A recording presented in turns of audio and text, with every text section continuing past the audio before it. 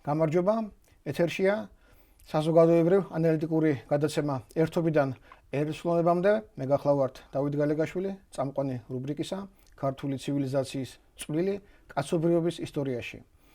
ჩვენთან დღეს სტუმრად იმყოფება გერმანიკული ენების და ენათმეცნიერების თეორიის უბადლო სპეციალისტი პროფესორი ქალბატონი ანა მესხი, რომელმან წინა ორ გადაცემაში წარმოგვიდგინა ფუნდამენტური შეხედულებები ქართული ანბანური სისტემის შესახებ.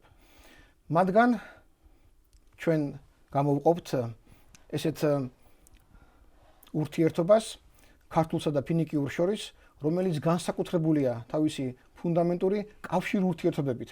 განსხვავებით წინა გადაცემისა, როდესაც ქალბატონმა ანა მესხმა დაგვანახა სისტემური სხვაობა ქართულ ანბანურ სისტემასა და ყველა მსოფლიოს სხვა ანბანებს შორის. მანამდე სანამ სიტყვას გადავცემთ ქალბატონ ანას, მე მინდა მაინც შევეხო ორ საკითხს, რომელიც ბატონი რამაზ პატარიძის წიგნში ამოვიკითხე და ეს იქნება ერთობლივი შევსება წინა გადაცემებისა. საკითხი შეეხება ქართული ასომთავრული ანბანის შემოღების, ან მიღების, ან შექმნის დროს. 1980 წელს, როდესაც ბატონი რამაზი გამოსცემს თავის დიდებულ წიგნს ქართული ასომთავრული, ის ამბობს, რომ ქართული ასომთავრული ანბანი შეიქმნა ძველი წელთაღრიცხვის 412 წელს და ამის შემდეგ ერთი მზის 128 კალენდარული ციკლის გასვლის შემდეგ, ანუ ძველი წელთაღრიცხვის 2084 წელს საქართველოს გაერთიანებული ქვეყნის პირველმა მეფემ ფარნავაზმა უკვე შემოიტანა ეს ანბანი როგორც საფუძველი წიგნობრობის გავრცელებისა. გამოხდა 2000 წელი და უკვე საუბრებში ბატონი რამაზ პატარიძე აღნიშნავდა, რომ ასომთავრული ანბანი უნდა შექმნილიყო არა ძველი წელთაღრიცხვის მე-5 საუკუნეში, როგორც ამას წერს თავის უმთავრეს წიგნში, არამედ ძველი წელთაღრიცხვის მე-6 საუკუნეში და კიდევ ერთი 128 წლიანი ციკლით უფრო დააძველა ასომთავრული ანბანის შექმნის მომენტი და ის განსაზღვრა როგორც მე-6 საუკუნის 540 წელი და ეს დაუკავშირა ორ ინფორმაციას, რაც შეეხებოდა დიდ ისტორიულ მოვლენებს ძველი წელთაღრიცხვის მე-6 საუკუნისა. ეს არის 586 წელი, როდესაც ნაბუქოდონოსორ მეორემ აიღო იერუსალიმი და მათი ებრაელების ლტოლვა განხორციელდა სხვადასხვა ქვეყნებში, მათგან ერთი ჯგუფი საქართველოში ჩამოვიდა, ალბათ მათ ჩამოიტანეს წმინდა ელია წინასწარმეტყველის ხალინიც, რომელიც მცხეთაში იქნა დაფლული და შემდეგ უკვე 529 წელი, როდესაც სპარსეთის მეფემ კიროსმა აიღო და დაამხო ქალდეველთა სამეფო. სწორედ ამ ეპოქას ებრაელების და ქალდეველების სახელმწიფოების დამხობისა დაუკავშირა ბატონმა რამაზმა ის მომენტიც, როდესაც ებრაელები და ქალდეველები აიღებენ ანბანურ სისტემის წინაპირობებს და გადმოაბრძანებენ საქართველოში და უკვე ქართველ ქურუმებთან ერთად შექმნიან ქართულ ასომთავრულს. ეს ორი მომენტი მოგახსენეთ ბატონი რამაზის შრომიდან და მასთან საუბრებიდან. მაგრამ გარდა ამისა, როგორც წინა გადაცემაში ბრძანა ქალბატონმა ანამ, ჩვენ ვიცით, რომ დიდი ქართველი ისტორიკოსის, მეცნიერის, საზოგადო მოღვაწის და პოლიტიკოსის შეიძლება ითქვას ივანე ჯავახიშვილის ცნობილ ფუნდამენტურ წიგნში ქართული პალეოგრაფია იქ აღნიშნულია ძველი წელთაღრიცხვის მე-7 საუკუნეები. კიდევ ერთი მომენტი გამოისახა, როდესაც ჩვენ საუბრობდით ქართული ჰემატრიის, იგივე გემატრიის აღმომჩენთან ბატონ ალიკო ცინცაძესთან, როდესაც მან განსაზღვრა, რომ სიტყვების ჰემატრიდან გამომდინარე ქართულ ასომთავრულ ანბანს უნდა ეარსება ძველი წელთაღრიცხვის მინიმუმ 1005 წელსაც კი. რატომ მოგიყევით ეს წინა ისტორია?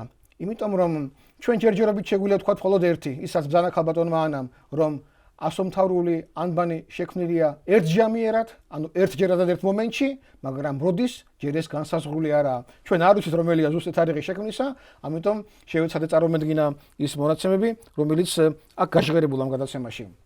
გარდა ამისა, ქალბატონ ანა, თქვენ ნებართვით, მე კიდევ შევეხები ქართული ასომთავრული ანბანის მოხაზულობასაც.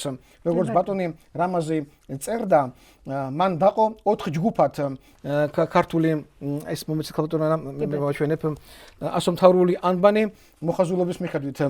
მან გამოყო ცალკე ჯგუფად ხაზოვან დიაგონალური, ეს არის ერთადერთი დიაგონალური ხაზოვანი ჯან, იგივე ჯ, ხოლო შემდეგ მან დაყო ეს ჩვენი ანბანი ისევ შვიდეულებად, როგორც გახსოვთ, სახელდება განსაზღვრავს მთვარის კალენდარს, როგორც ეს ბაბილონში და მესოპოტამიაში ხდებოდა და აი ანით სახელდებული სულ 21 ასონიშანი ეს 3 შვიდეულია, არით სახელდებული ისევ 1 შვიდეულია და კიდევ 1 შვიდეული რჩება.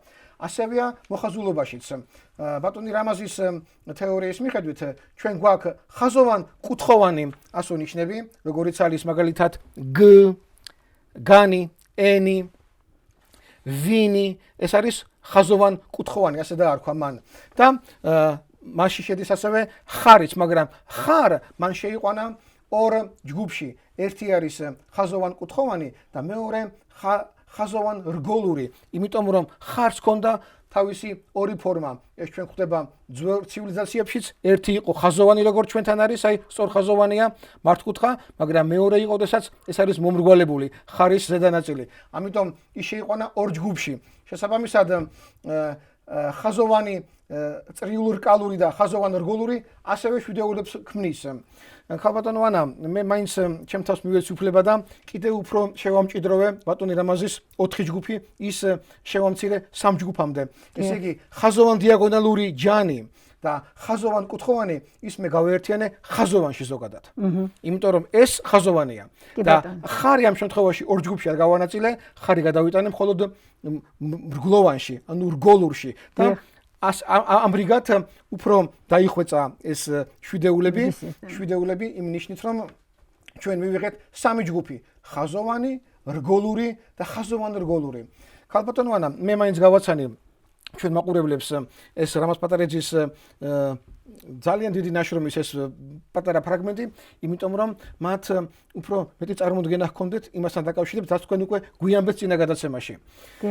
ჩვენ უკვე შეგვიძლია გადმოვიდეთ უკვე თქვენს დიდებულ შრომასთან კიდევ ერთხელ და დღეს მზად ვართ რომ მოგისმინოთ იმ დიდ მსგავსებაზე ნაწილისა და ერთისა მთლიანისა, როგორიც არის ფინიკიური ანბანი და ქართული ანბანი.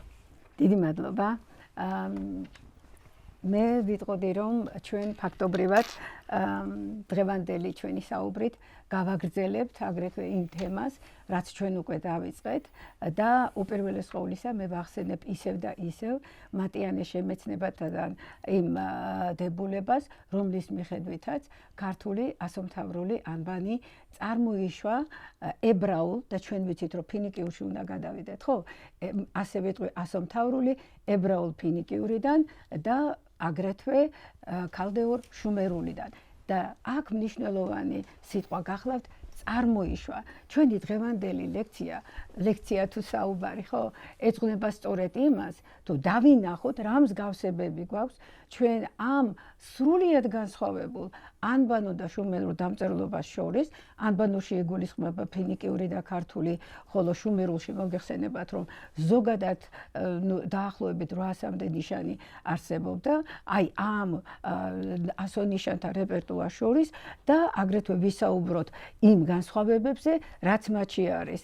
ეხლა უპირველეს ყოვლისა მინდა ვთქვა, რომ როდესაც ანბანურ დამწერლობებს ერთმანეთს ადარებენ და რა თქმა უნდა ამ შემთხვევაში ჩვენ შუმერულს გვერდზე ვტოვებთ ხო დროებით, ყოველთვის ითვალისწინებენ ხოლმე ეგრეთ წოდებულ სისტემურ მახასიათებლებს. ანუ თუ სისტემური მახასიათებლები ორი ან ორზე მეტი ანბანისა მსგავსია, ხო, ამ შემთხვევაში ჩვენ ვამბობთ, რომ ესა თუ ის ანბანი წარმოშობილი არის რომელიღაცა სხვა ანბანი. და სწორედ ასეთი სისტემური მახასიათებლების საფუძველზე ამბობდნენ სხვადასხვა მკვლევრები, რომ წარმოიშვა ბერძნულიდანო, ბატონი რამაზი ამბობდა წარმოიშვა ფინიკიურიდანო, თუმცა ჩვენ დღეს დავინახავთ, რომ აქ ჩვენ თითქმის ყველგან გვაქვს როგორ გითხრათ, აი თუ შეიძლება ასე ითქვას, შავი ხვრელები, რომლებსაც ამოვსება ჭირდებათ. მაშასე, რა არის ის სისტემური მახასიათებლები, რომელთა მიხედვითაც მკვლევრები ერთმანეთს უდარებენ ანბანურ სისტემებს და ადგენენ თუ რომელი ანბანი საიდან წარმოიშვა. სულ 5 სისტემური მახასიათებელი გახლავთ. პირველი ეს გახლავთ გრაფიკა, მეორე ეს გახლავთ ასოთა პოზიცია, ანუ თანმიმდევრობა, ანუ იგივე ანბანური რიგი, ანბანში მესამე ეს არის ფონეტიკური ღირებულება, ანუ თითოეული გრაფემა, ანუ ასო-ნიშანი, რომელ ბგერას შეესაბამება.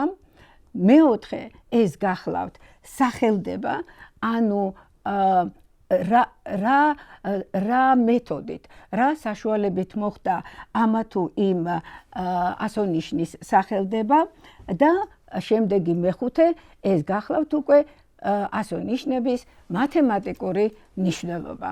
აი ჩვენ დღეს, რასაც განვიხილავთ, ხო, გამოვიყენებთ ყველა ამ სისტემურ მახასიათებელს, მაგრამ წინა გადაცემებში ჩვენ ვთქვით, რომ ქართული ასომთავრული ანბანი ისეთი პარადოქსებით აღსავსე სისტემაა და ისეთი ურთიერთსაწინააღმდეგო ფენომენები ვლინდება მასში, რომ ჩვენ აქ მხოლოდ და მხოლოდ აი ასეთი პალეოგრაფიაში მიღებული სისტემური მახასიათებლები არ გვეყოფა, ხოლო თუ გამოვიყენებთ მხოლოდ მათ, აღმოჩნდება, რომ ჩვენ ანბანურ სისტემას არა საკმარისად ვიკვლევთ. აქედან გამომდინარე, ჩვენ რა თქმა უნდა, დამატებით კიდევ სხვა ხერხებსა და საშუალებებს შემოვიტანთ იმისათვის, რომ დავინახოთ, თუ საიდან შეიძლება ანბანი წამოვიდეს და აი ამ მახასიათებლების გარდა კიდევ რა თვისებებს უნდა მიექცეს ყურადღება. და ეს ხუთივე სისტემა, უпростоრად ხუთივე თვისება, თუ შეიძლება ასე ითქვას, ქმნის მთლიან ანბანურ სისტემას და ეს ანბანური სისტემა წარმოადგენს ერთ მთლიანს, ერთ სტრუქტურას თუ გნებავთ. ანდა როგორც ბატონი რამაზი ამბობდა ხოლმე, ერთება გარკვეული სახის, მაგრამ ჩვენ უნდა ვიცოდეთ, რომ ერთება არსებობს, ანუ უпростоრად ასე ვიტყოდი, უმარტივესი ერთება, ეს არის, როდესაც სისტემას გააჩნია თავი და გააჩნია ბოლო. და დამთავრდა. ანუ ამ შემთხვევაში ჩვენ ვისაუბრებდით ანბანზე, როდესაც მას გააჩნია პირველი ასო და როდესაც მას გააჩნია ბოლო ასო და ესენი ერთმანეთთან რაღაც გარკვეული რიცხვითი თანმიმდევრობით არიან დაკავშირებული. მაგრამ ბატონი რამაზის უდიდესი, მე ვიტყოდი, გენია სწორედ იმაში მდგომარეობს, კიდევ გარდა სხვა ფენომენების აღმოჩენისა, რომ ბატონმა რამაზმა დაინახა ძალიან სპეციფიკური ერთების სისტემა, როგორც ფინიკიურ ანბანში, ასევე ქართულ ანბანში. რა არის ეს ერთების პრინციპი? და კიდევ ერთხელ გავიმეორებ, რომ ანბანი თვითონ წარმოადგენს ერთებას, რაღაც სისტემას და მას გააჩნია გარკვეული სტრუქტურა. ეს სტრუქტურა არის ან მარტივი, ან როგორც ბატონმა რამაზმა აღმოაჩინა, შედარებით უფრო რთული. და ნახოთ ახლა, თუ როგორ შეიძლება იყოს ეს ერთება განხორციელებული ქართულ ასომთავრულში და უპირველეს ყოვლისა ფინიკიურ დამწერლობაში. ერთი რაც უნდა ყოველთვის გავითვალისწინოთ, ეს გახლავთ ის, რომ ჩვენ გვაქვს ესე იგი ერთების ბატონი რამაზის მიერ აღმოჩენილ ერთების სტრუქტურაში, ჩვენ გვაქვს პირველი ასო, ბოლო ასო და ბოლოს შემდგომი ნიშანი, რომელიც აღნიშნავს ანბანის დასრულებას. ანუ იმის შემდეგ აღარც ერთი ასო არ უნდა მოსულიყო. ჩემის აზრით, ეს ფაქტორი გამოწვეული იყო იმით, რომ როგორც ჩვენ ვთქვით, ანბანური სისტემა ძალიან დიდი ხნის განმავლობაში ვითარდებოდა, რაღაც გარკვეული ნიშნები აკლდებოდა, გარკვეული ნიშნები ემატებოდა, ხდებოდა მათი მოდიფიკაცია და ასე შემდეგ, ხო? მთელ რიგ ცვლილებებს განიცდიდა და იმისათვის, რომ ანბანი ჩამოყალიბებულიყო და ბოლოს ეთქვათ, ხო, ალბათ, რომ აი მორჩა ეს არის ისეთი, როგორიც უნდა იყოს და ჩვენ ასეთი გვინდა, დაუსვეს შემდეგ უკვე ასე ვთქვათ, ჯვრის ნიშანი, ანუ დასრულების ნიშანი, რომ აქ ანბანი დასრულებული იყო და მისთვის არც დამატება შეიძლებოდა და არც ასო ნიშნების გამოკლება. მაშა ასე, ერთ-ერთი მნიშვნელოვანი პრინციპი ერთებისა ეს გახლავთ სწორედ დასმული ანბანის ბოლოში დასმული ჯვრის სიმბოლო. ახლა გადავიდეთ უშუალოდ ანბანების ანალიზზე. აგერ ჩვენ გვაქვს ფინიკიური ანბანი და ანბანის პირველი ასო ნიშანი, ეს გახლავთ ალეფი, უпростоრად ჰალეფი, რომელიც წარმოადგენს ხარს, შემდეგ ჩვენ გვაქვს ბოლოს წინა ნიშანი სინი, ანუ მთვარე, მთვარის ღმერთი, როგორც ბატონ რამაც აქვს ავსებით სწორად აღნიშნული და ბოლოში ჩვენ გვაქვს ჯვარი. ამ სქემაზე, ამ ცხრილში ნაჩვენები არის ეგრეთ წოდებული კრაქს დეკუსატა, ანუ დიაგონალური ჯვარი. გარდა დიაგონალური ჯვარისა, ფინიკიურში ასევე გამოიყენებოდა ხოლმე კრაქს ემისა, რომელიც იყო ტოლმკლავიანი ჯვარი, ისეთივე როგორიც მაგალითად ჩვენი ასომთავრული ქანის ერთ-ერთი ვარიანტი გახლავთ. მაგრამ თუ დაუკვირდებით ჩვენ ფინიკიურ ანბანს, აღმოჩნდება, რომ რაღაცა პატარა შეცდომა გაპარულია, მეთქი არ ვიტყვი. უბრალოდ წარმოუდგენელია, რომ ანბანში კიდევ ყოფილიყო რაღაცა შიგნით დასრულებული, მაგრამ თურმე გვაქვს. აი ავიღოთ მაგალითად მეცხრე ასო ნიშანი ტეთ. ეს ასო ნიშანი, რომელიც წარმოადგენს წრეში ჩახაზულ ჯვარს. ესე იგი, რახან ჩვენ ჯვარი გვაქვს, ეს უკვე იმის მაუწყებელია, რომ აქ რაღაცა დამთავრდა.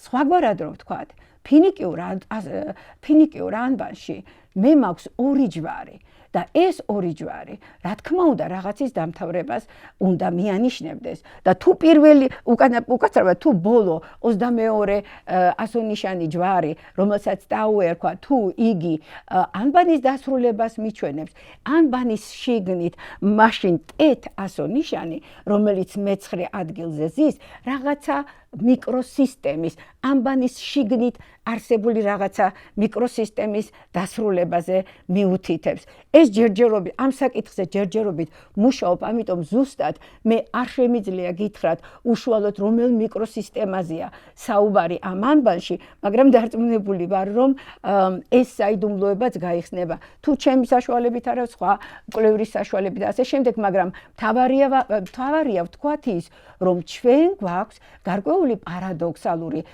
სისტემა უშუალოდ ფინიკიური ანბანის შიგნით, რაც იმას ნიშნავს, რომ ჩვენი გვაქვს ორი ჯვარი და ესე იგი ჩვენ უნდა ვისაუბროთ რაღაცა ორი არაერთგვაროვანი და არაერთი რანგის მქონე სისტემის დასრულებაზე.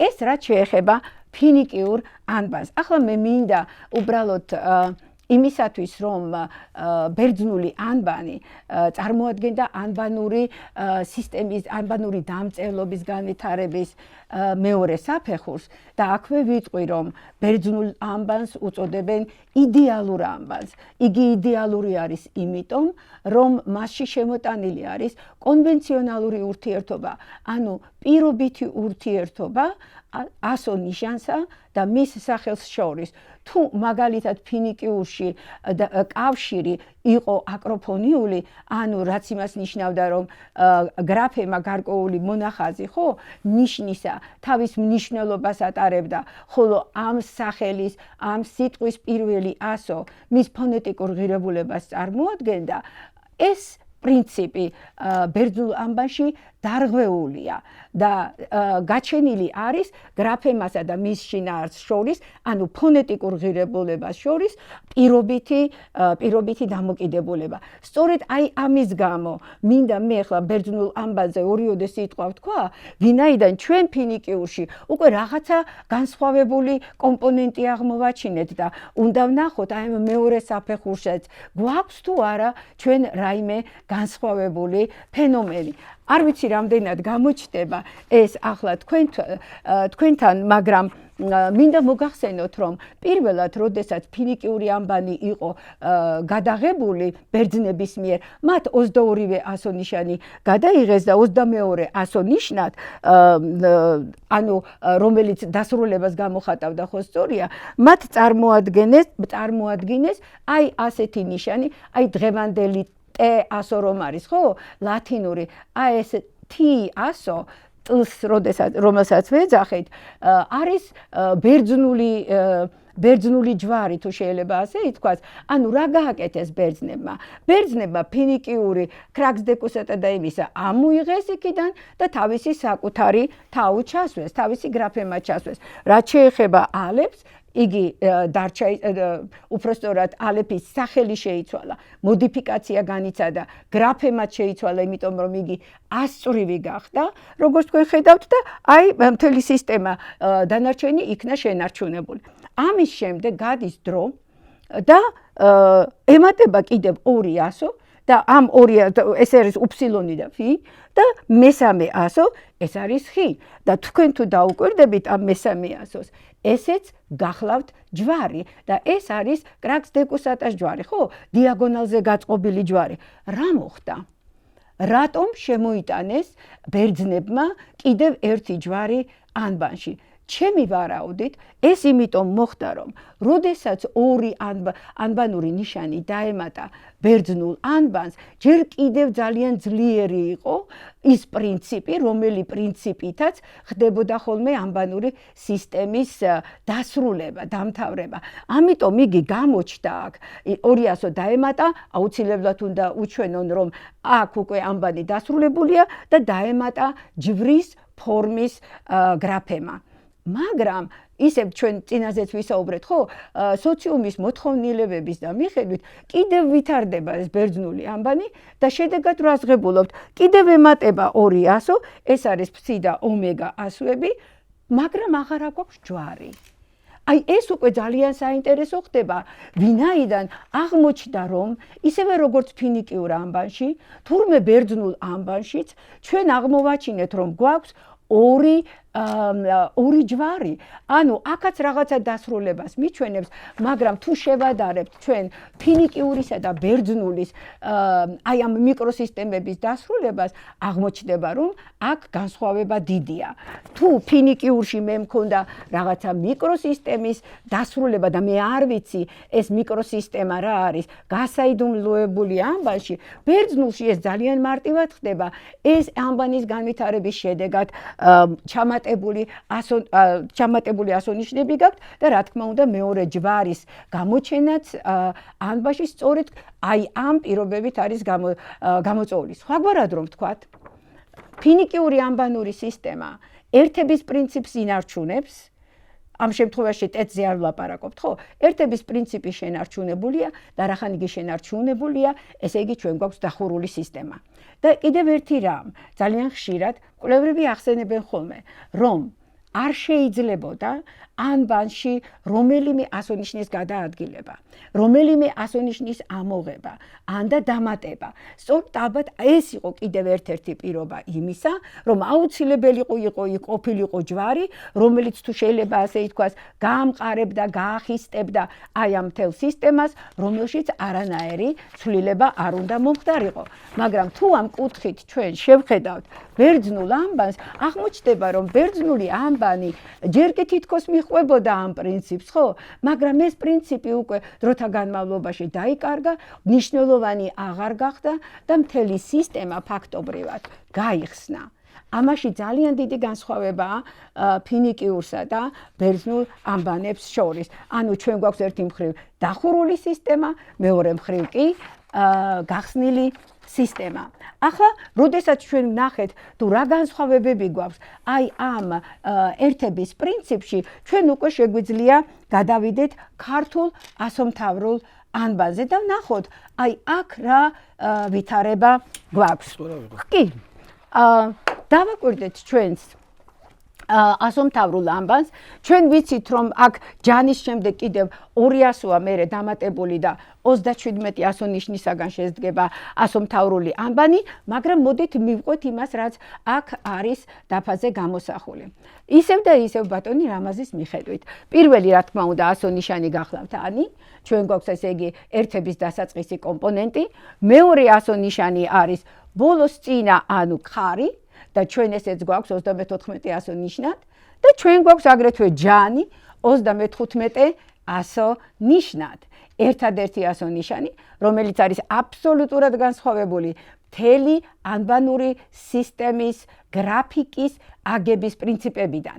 ასეთი რამ როგორც წესი არ არსებობს, იმიტომ რომ რაღაცა სისტემა რო იქმნება, იგი ამ პრინციპებს მიყვება და იმ პრინციპების თუ შეიძლება ასე ითქვას, დიაპაზონში მოქმედებს და იქ ახალი ელემენტი შემეტანა, უпростоრად ახალი პრინციპის შემოტანა რაღაცაზე მიგითითებთ და ცოტა მოგვიანებით ჩვენ ამაზე უკვე ვიტყვით, თუ რაზე მიგვითითებს ეს სრულიად განსხვავებული ასო ნიშანი, მაგრამ და კიდევ ერთი მაგრამ ბატონმა რამაზ პატარიძემ თვითონვე აღნიშნა, რომ ქართულ ასომთავრულ ამბანშიო ჩვენო კიდევ გვაქვს ჯვრებიო და ეს ჯვრები გახლავთ ქართული ასომთავრული დონი, მეოთხე ასონიშანი, რომელიც გახლავთ წრეზე დასმული ჯვარი და ეს ჯვარი აი ზევით რომ გაქვთ, ხო? ეს არის სწორედ ის ბერძნული ტაო, რომელზედაც ჩვენ წეგან ვისაუბრეთ. და ფინიკიურიდან ჩვენ რა გვაქვს? წრე, ჩვენ გვქონდა წრე, წრეში ჩახაზული ჯვარი და აქ კი გვაქვს ჩვენ რა? ბერძნული კომპონენტისა და ფინიკიური კომპონენტის ერთობა. ანუ ქართულ ასომთავრულ დონში გაერთიანებული არის დასრულების, ანუ ჯვრის მაჩვენებელი გრაფემის ერთობლიობა.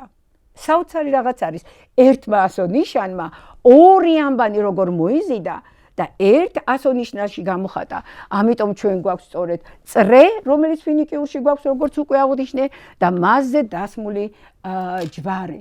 რას ნიშნავს ეს? წეგან ჩვენ უკვე ვთქვით, რომ ჯვარი დასრულების ნიშანია, რომ ფინიკიურშიც გვაქვს ასეთი შემთხვევა და იქ რაღაც მიკროსისტემაზე ლაპარაკობს ანბანის შემქმნელი. მაშინ ჩვენ თუ პრინციპები ერთი და იგივეა, რა თქმა უნდა იმაზე უნდა ვისაუბროთ, რომ ასომთავრული დონიც რაღაცის დასრულებაზე მიუთითებს. რის დასრულებაზე მიუთითებს? ჯერჯერობით ამაზე საუბარი ცოტა რთულია. თუმცა გვაქვს ჩვენ კიდევ მეორე ჯვარი და ეს მეორე ჯვარი გახლავთ 24 ასონიშანი. ეკრანზე რო გამოვაჩინოთ ეს მთლიანად ასომთავრული ანბანი. დიახ. ეს 24 ასონიშანი ქანი, ამაზეა საუბარი. კი, 24 ასონიშანი ქანი, რომელიც არის ჯვრის ფორმის. რას ამთავრებს იგი? თუ ჩვენ დონის შემთხვევაში არ ვიცით იმ მიკროსისტემის სახელი თუ ფენომენი, რასაც ქართული ასომთავრული დონი ამთავრებს, ფინიკიური, უკაცრავად, ქანის შემთხვევაში ეს მეტნაკლებად ცნობილია. იმიტომ რომ ბატონი რამაზი ამბობს, რომ ფინიკიური ამბანი სწორედ 21 სწორედ აქ მთავრდებოდა, ქანის წინ მთავრდებოდა ფინიკიური ასო ნიშნების საფუძველზე შექმნილი ქართული ასონიშნები და იგი მათ ფინიკიურ ანბანურ წყობას უწოდებდა. ჯგუფს ან ჯგუფს კი ბატონო, ან მწკრივს კიდევ უწოდებდა, ხო? ესე იგი ქანი აქ ჩვენ უკვე აღმოვაჩინეთ, რომ თურმე უცხო ანბანის, ანუ ფინიკიური ანბანის დასასრულზე მიუთითებს. ეს კიდევ ერთი დამამტკიცებელი საბუთია იმისა, რომ ტეთიც ფინიკიურში და დონიც ქართულ ასომთავრულში აუცილებლად რაღაცა გარკვეულ ფუნქციას უნდა ასრულებდეს და რაღაცის დასრულებაზე მიუთითებდეს. ჯანზე ჩვენ უკვე ვთქვით, რომ იგი უშუალოდ ანბანის დასასრულია, მაგრამ როგორც წეგან აღნიშნე, კიდევ ორი ასონიშანი დაემატა ქართულ ასომთავრულ ანბანს, ეს გახლავთ ჰაე და ჰოი და აქედან გამომდინარე გამოდის, რომ ქართული ასომთავრული ანბანი თავისი დღევანდელი თუ შეიძლება ასე ვთქვათ, ან უпростоრად თავისი ბოლო ვარიანტით დაემსგავსა ბერძნულს, იმიტომ რომ ეს ანბანიც გაიხსნა. ხო, მასაც აქვს იმისი უნარი, რომ კიდევ განავითაროს რაღაცა გარკვეული ასონიშნები, ან და წაღებული იყოს მისი სისტემი და რაღაცა გარკვეული ასონიშნები და სხვა სადამწერლობო სისტემა შექმნას და ასე შემდეგ. სისტემა თუ შეიძლება თან გახსნილია და თან დაკეტილია. ხო, და დაკეტილია ამას იმიტომ ვამბობ და ბერძნულზე ვერ ვამბობ, რომ აქ მე სამი ჯვარი მაქვს. და სამი ჯვარი, როდესაც მეუნება, რომ მე აქ რაღაც სისტემა ჩავკეტე, აქაც რაღაც სისტემა ჩავკეტე, ეს იმას ნიშნავს, რომ ის მესამეც რაღაცა სისტემას აუცილებლად კეტავს, მაგრამ აქვს პოტენცია მას განვითარებისა. აქედან გამომდინარე, ჩვენ შეგვიძლია ახლა აი ამ შედარების საფუძველზე გამოვიტანოთ დასკვნები, ხო? აღმოჩნდა, რომ ერთების პრინციპი ფინიკიურში დარღვეული არ არის, მაგრამ გასაიდუმლოებული არის ერთი დამატებითი ჯვარით. ბერძნულში ერთების პრინციპი დარღვეულია. ქართულში ერთების პრინციპი თან დარღვეულია და თან კიდევ დახურულია და ამას კიდევ ერთხელ ვიმეორებ, ადასტურებს ჯვრების ის რაოდენობა, რომელიც ქართულ ასომთავრულ ანბანში გვაქვს ჩვენ დღეისათვის. ახლა კი ბატონო. შეიძლება თქვენებათვით მეც დავამატებ, რომ 36 ასონიშანი, რომელიც არის ჰაე და დღეს ჩვენს დღევანდელ ანბანს იგი ამთავრებს, ივანე ჯავახიშვილის შრომების მიხედვით ის იყო მერვეს ადგილზე მყოფი ჰაე, ანუ ის მერვე ასონიშანი იყო, შემდეგ მოხდა ჰაეს გაორება, იქ დარჩა როგორც ჰე და გადმოვიდა როგორც ჰაე გარკვეული მიზნებისათვის. ოღონდ ეს მოხდა მას შემდეგ, რაც უკვე ქართული ასომთავრული ანბანი შექმნილი იყო ერთჯერადად და ისეთი როგორც ის იყო და ჯანმრთელად დასტურდებოდა კიდეც მისი დასასრული. ხოლო ოე იგივე ჰოი რო ვთქვა 37 ეს უკვე ბგერა აღარ არის, ეს არის შორისდებული, ამ შემთხვევაში ისიც უკვე ხელოვნურად მიმატებული ასონიშანია, ვინაიდან ჩვენი ანბანის აბსოლუტური უნიკალურობა მდგომარეობს იმაში, რომ ჩვენი ანბანი იდეალურად გამოხატავს ადამიანის მიერ გამოთქმული ბგერების შესატყვისობას. ამ შემთხვევაში 35 ასონიშანი, ეს არის 35 ბგერა, რომელიც შეიძლება რომ ადამიანმა გამოსცეს და ის ამით აღემატება ყველა სხვა ანბანსაც. ქალბატონო ანა, ბუდი შეგაწყვეტინეთ, მაგრამ ეს შემატება გავაკეთო, რომ 200 ნიშანის დამატება განმემართა მაყურებელს. ხო, კი ბატონო. ახლა ცოტა თუ შეიძლება თქვათ, შევაჯამოთ რაც თქვით, აი იმ სისტემური მახასიათებლების მიხედვით, რაც გავაკეთეთ. გრაფიკა ჩვენ განვიხილეთ. ჩვენ განვიხილეთ მდებარეობა ასონიშნებისა და ახლა უნდა გადავიდეთ ასონიშნების სახელდებაზე. აკროფონიულ პრინციპზე. და ზოგადად რა პრინციპებს ექვემდებარება ანბანური ასონიშნების სახელდება ზოგადად. მაშასე დავიწყოთ ჯერ ქართული ასომთავრულით. ქართულ ასომთავრულ ანბანში და მივდივართ ერთების პრინციპით, ხო? ანუ ჩვენ უნდა განვიხილოთ ანი, ჩვენ უნდა განვიხილოთ ხარი და ჩვენ უნდა განვიხილოთ ჯანი. აი ეს სამი ასონიშანი. მაშასე პირველი ანი, ისე ბატონ რამაზ დავესესხები, რომელიც ამბობს, რომ ანი ეს არის შუმერული ცის ღმერთი. მართლაც ასია, მას პირველად ერქვა ან, შემდეგ აქადურში გადავიდა და იყო ანუ და ჩვენ ქართულ ასომთავრულში გვაქვს ანი, ცის ღმერთი. საქმე იმაშია, რომ ბატონი რამაზი იმასაც ამბობდა, რომ მთვარის ღმერთიც არისო. კი, მთვარის ღმერთიც არის და აქვე ბარემ განმარტავ რატომ? იმიტომ რომ შუმერულში, აქ კვლევრების აზრი რა თქმა უნდა იყოფა და მე უბრალოდ წარმოგიდგენთ ორ განსხვავებულ შეხედულებას. კვლევრების აზრით შუმერულში მთვარის აღმნიშვნელი ორი ასონიშანი, ორი სიტყვა უნდა ყოფილიყო და ორი ასონიშანი. ერთ-ერთი მათგანი არის ნანა, ნანა იყო მამრობითი სქესის ღმერთი, მთვარის, ხოლო მეორე იყო სინ. და აი ეს არის სწორედ ის სინ, რომელიც შემდეგ უკვე ფინიკიურში ფიგურირებს, მაგრამ საქმე იმაშია, რომ ამ სინსა და ნანას განსხვავებული გრაფიკული მოხაზულობა ჰქონდათ. უпростоრად შინაარსი მასში განსხვავებული იყო ჩადებული. ნანა იყო სრული მთვარე, ხოლო სინ იყო ნახევარ მთვარე, ანუ რკალურად გამოიხატებოდა. აქედან გამომდინარე, რა თქმა უნდა, ჩვენი ან ნახეთ რას აკეთებს, ჩვენი ან თავისი დასახელებით შუმერული მთვარის ღმერთის, უпростоრად სრული მთვარის გამოხატულებაა, მაგრამ თავისი გრაფიკით, ნახევარწრის გრაფიკით იგი სინს უკავშირდება. ესეც ძალიან მნიშვნელოვანია, იმიტომ რომ ჩვენ წეღან ვნახეთ, ხო, როგორ აერთებდა და როგორ ერთად მოყავდა ასომთავრულ დონს, მაგალითად შუმერული, უკაცრავად ბერძნული თაუს ნიშანი და ფინიკიური ტეთის ნიშანი, ხო? ესე იგი, აი აქაც იგივე მეორდება, ანუ რაღაცა აგების პრინციპი, აი ამ განსხვავებულ ანბანებში ერთ თუ შეიძლება ასე თქვას, ფორმულას მიუყვება. მაშინ სადამე ჩვენ ვნახეთ, რომ ან კი ბატონო არის შუმერული მთვარის ღმერთი, მეორე, შემდეგი კომპონენტი ერთებისა ჩვენ გვაქვს ხარი 34 ასო-ნიშანი და ბატონი რამაზი ამბობს, რომ ესეცო შუმერული სიტყვაო და კი არის ასეთი შუმერული სიტყვა.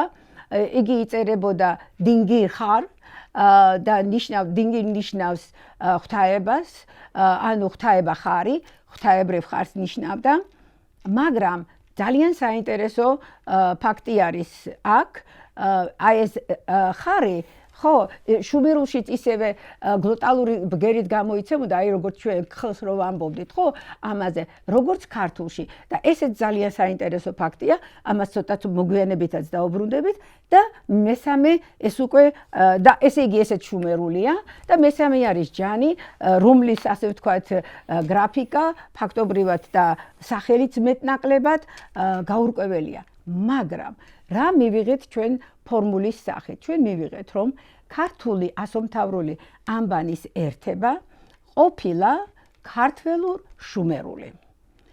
თუ ეს ქართველურ შუმერულია, ანუ ქართველურს მოყავს აი ეს უძველესი სადამწერლობო სისტემა თავის ანბანურ სისტემაში.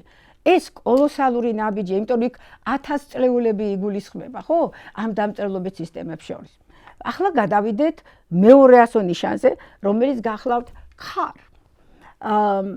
უნდა მოგახსენოთ, რომ ჩემს ლინგვოკულტუროლოგიაში მე გაანალიზებული მაქვს ხარის ეტიმოლოგია და ხარი მომდინარეობს 6 განსხვავებული ქართული სიტყვიდან.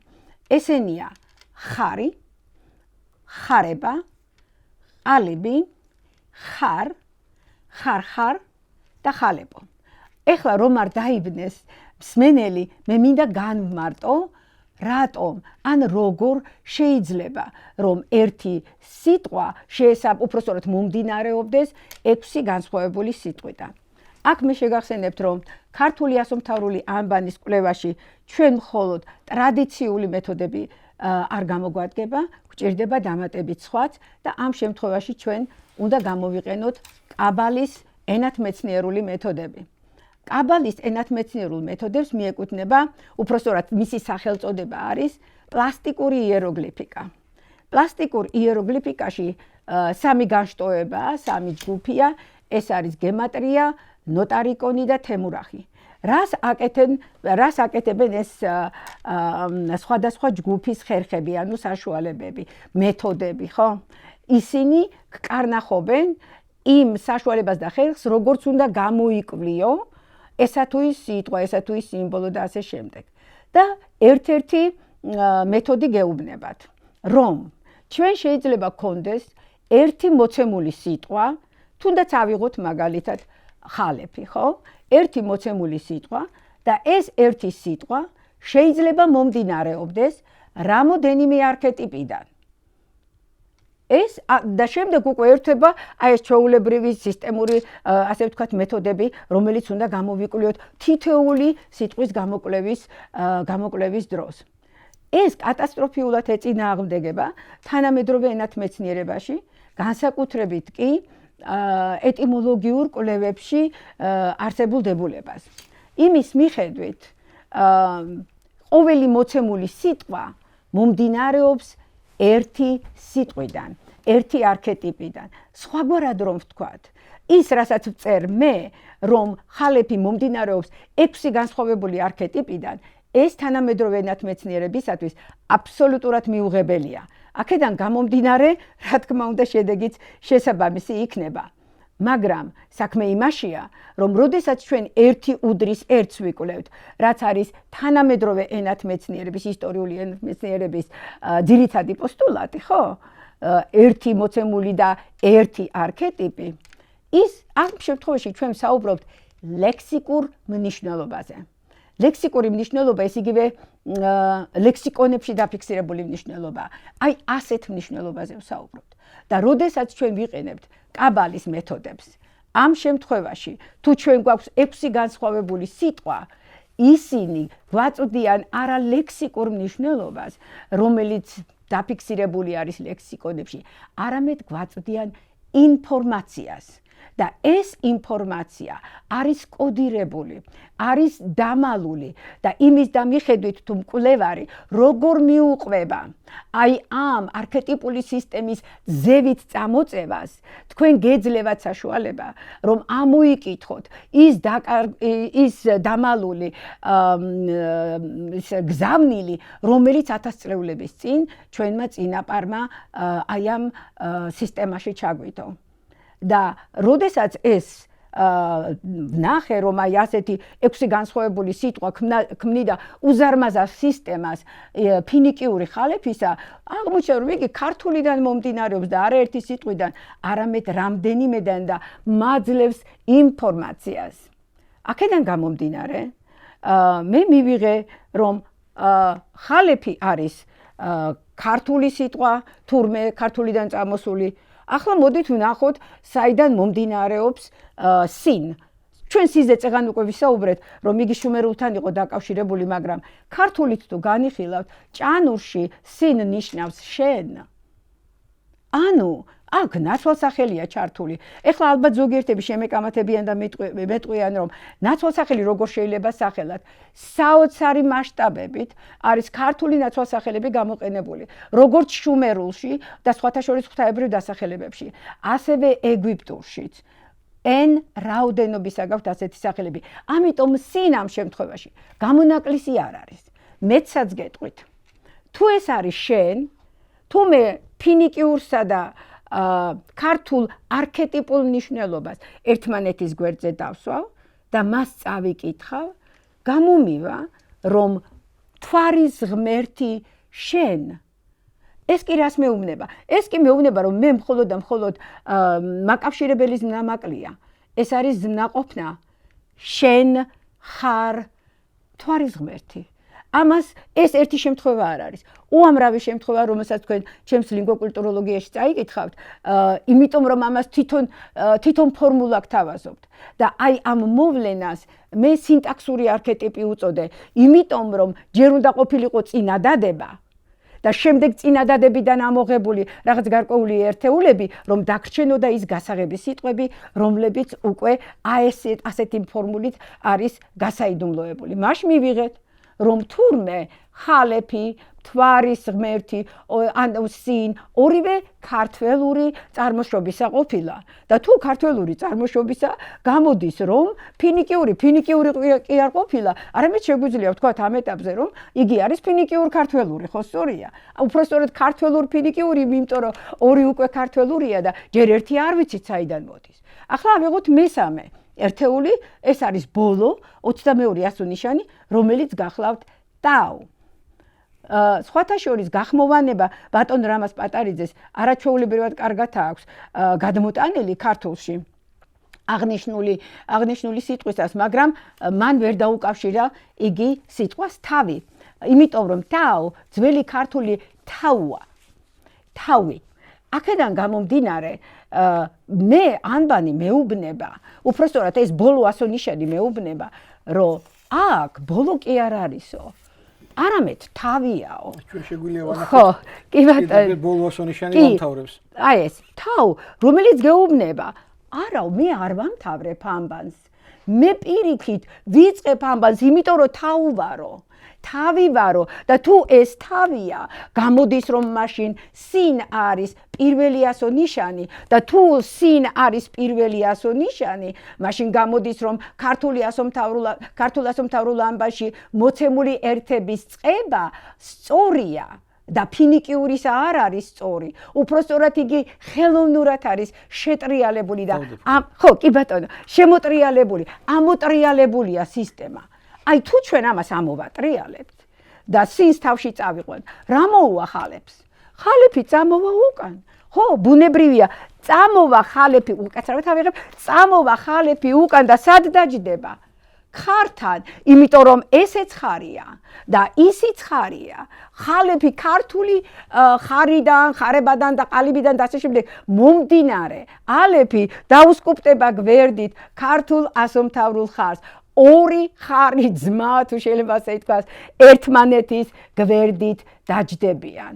ერთმანეთის გვერდით რომ დაჯდებიან, ეხლა მე მაინტერესებს კიდევ ერთი რამ. კი, მაგრამ იქ სადღაც შუმერულზეც რო იყო საუბარი, ის შუმერული სადღაა. აღმოჩნდა რომ თურმე შუმერულშიც მქონია მე ხალეთი. და ეხლა მე მსურს თქვენ გაჩვენოთ ეს ნიშანი. არ ვიცი რამდენად გამოჩნდება ეს ეკრანებზე. ძალიან პატარა ნიშანი ეს გახლავთ უზარმაზარი ურის მესამე დინასტიის დროს თიხის ფირფიტებზე აღმოჩენილი ნიშნების სისტემა. ყველა ნიშანი არის ცალ-ცალკე ჩაწერილი და აი აქ 217 ხარდაჭერ გუნდს მე ვთხოვ რომ ეკრანზე გამოაჩინონ აი ეს ნიშანი. პირველი ნიშნები. 217 ხო 217 ასო ნიშნად ნაჩვენები არის კოპიო ნიშანი ფინიკიური ალეფისა. საოცარია. აქ საუბარი არის 2114-2004 წლებზე, როდესაც ნეოშუმერული პერიოდი იყო შუმერში და ეს იყო ურის მესამე დინასტიის აღზევების ხანა. წარმოგიდგენიათ რამდენი ხნით ადრე იგივე ნიშანი, იგივე ხალიფის ასო ნიშანი შუმერულში ფიგურირებს და უფრო მეტიც აღმოჩნდა რომ არა მხოლოდ ურის მესამე დინასტიის პერიოდში, არამედ როდესაც ურუქში გათხარეს იანას ტაძარი და იანას ტაძრის გათხრებიდან ამოიღეს n რაოდენობის თიხის ფირფიტები, აღმოჩნდა რომ ხარი იქაც არის. აი ეს ნიშნები ალბათ კარგად გამოჩნდება. ყოველ შემთხვევაში აი თქვენ ხედავთ ერთი ხარი, მეორე ხარი, მესამე ხარი, მეოთხე ხარი, მეხუთე ხარი, მაგრამ მას აბია თუ შეიძლება ასე ითქვას, იგი მარტო ხარი არ არის. მას გვერდზე აქვს კიდევ რაღაც ნიშანი დახატული და ეს ნიშანი გახლავთ თითომთლიანი ნიშანი, გახლავთ გუთანი. და ახლა თქვენ უყურებთ რეალურ სურათს შუმერული გუთნისა. ანუ ნიშანი არის კოპიო გეომეტრიული სტილიზირებული გუთანი და ახლა ჩვენ გავიხსენოთ რომ გუთანი ორ კომპონენტს მოიცავს, ხო?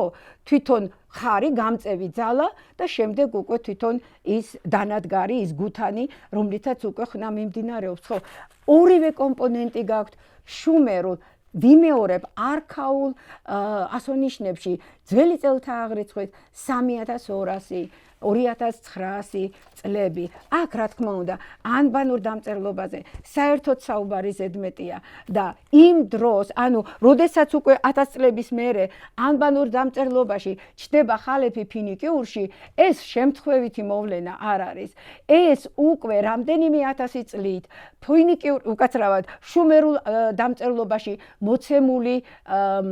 მოცემული ასონიშანია და უფრო მეტიც, განამარტო ცალკე გაქვთ მოცემული ეს ასონიშანი, არამედ კომბინაციაში გუთანთან ერთად. ეს კიდევ უფრო მნიშვნელოვანია და რატომ? იმიტომ რომ ამით უკვე თქვენ წინ უსწრებთ ბერძნულ ენაში არსებულ ეგრეთ წოდებულ ბუსტროფედონურ დამწერლობას. გაგახსენებთ რა იყო ბუსტროფედონური დამწერლობა. ჯერ მარჯვნიდან მარცხნივ წავიდოდა, როგორც ხარი ხნავდა, ხო, მიწას, მერე იქიდან მოტრიალდებოდა, უკან წამოვიდოდა, მერე ესევ ასე, მერე ანუ აქ გუთანი როდესაც ბერძნულში ჩვენ ვამბობთ, რომ გუთნის მიხედვით იწერებოდა ტექსტი, ხო? ის გუთნის მიხედვით აი აქა გაქვთ შუმერულში უკვე ჩადებულია, აი ოდესღაც გამოსაჩენი ბუსტროფედონური დამწერლობა.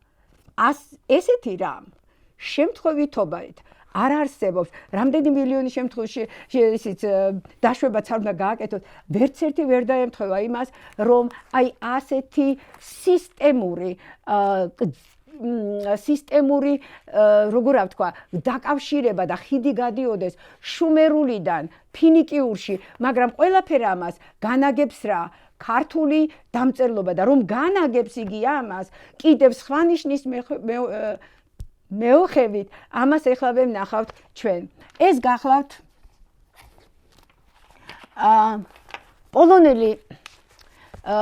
პოლონელი ასირიოლოგის, შუმეროლოგის კრისტინა ცარზინსკას ნაშრომი, რომელიც იკვლევდა მხოლოდ და მხოლოდ ურუკ მეოთხე მესამის ნიშნებს. ხარდაჭერ გუნდს თხოვ რომ მეორე სურათი გაუშვას ეკრანზე გადიდებული სახით. გააგრძელეთ ხალბატონო ანა. აი აქ თქვენ ხედავთ არაჩვეულებრივ ქართულ ასომთავრულ ხარს, ჩვენს 34 ნიშანს. ვიმეორებ, რა უნდა 3200, 3100 თუ რომელიც გნებავთ, ხო, იმ წელს, ძველი წელთა აღრიცხვით, ქართულ ასომთავრულ ნიშანს, რომელიც ისეთი სილამაზით არის გამოყვანილი, რომ დღეს ალბათ ჩვენ ქართველებიც კი ვერ დავწერთ. რატო უნდა იყოს აი ეს ნიშანი იქ? და ამ ნიშნის სახელწოდება შუმერებმა მაპატიეთ, შუმერებმა კი არა, მკვლევრებმა არიციან რა ქვია მათ, მაგრამ ლექსიკონში მათ აქვთ სიტყვა დეჰარ და ჩვენი ქართული ასომთავრული ხარი გეუბნებათ, რომ რაც შუმერულში გააქვთ თქვენ როგორც სიტყვა ლექსემა დეჰარ, ეს ის ნიშანია, რომელიც აი აქ თიხის ფირფიტაზეა გამოხატული. ეს ფირფიტა აღწერს ეანას ტაძრისათვის შეწირულ საგნებს.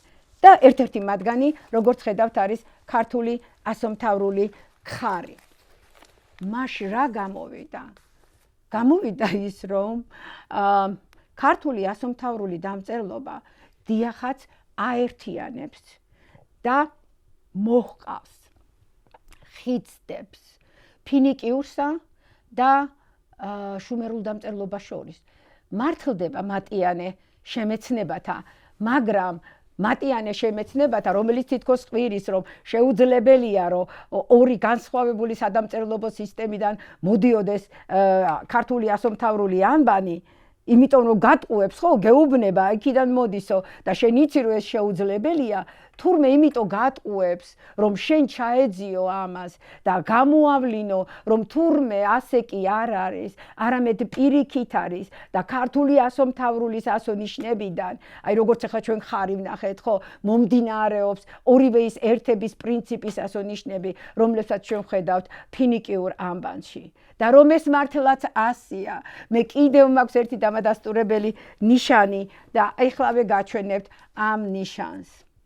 შევხედოთ კარგად. ეს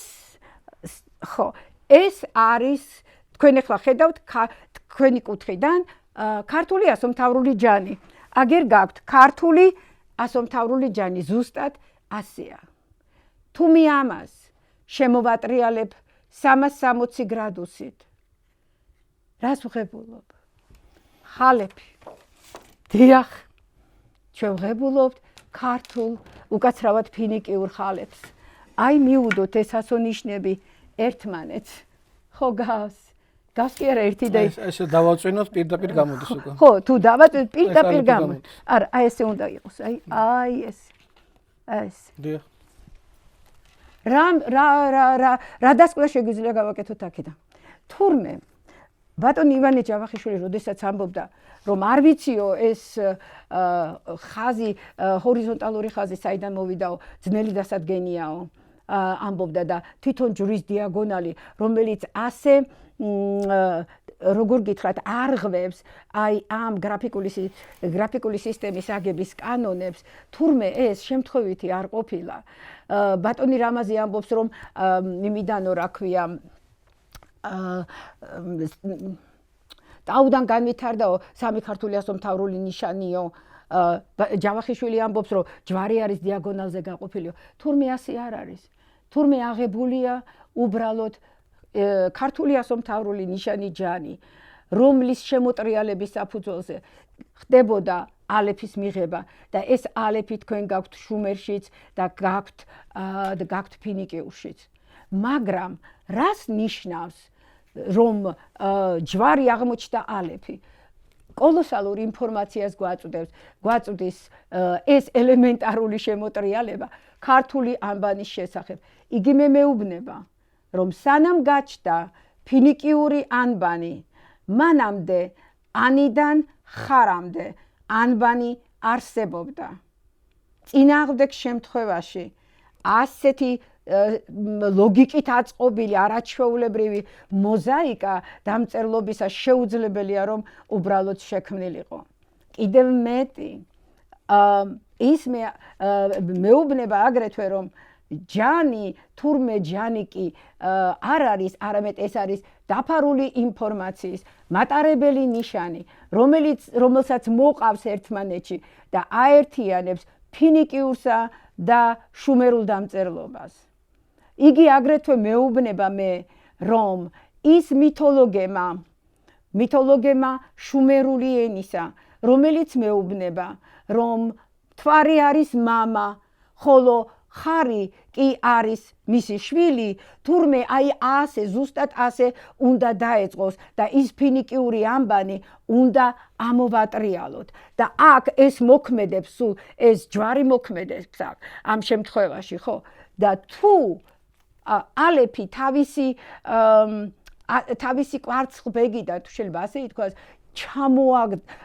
ჩამოგდებული იქნება ამ ჩვენი ჯანის მიერ, ესე იგი ის ნიშანი კვდება.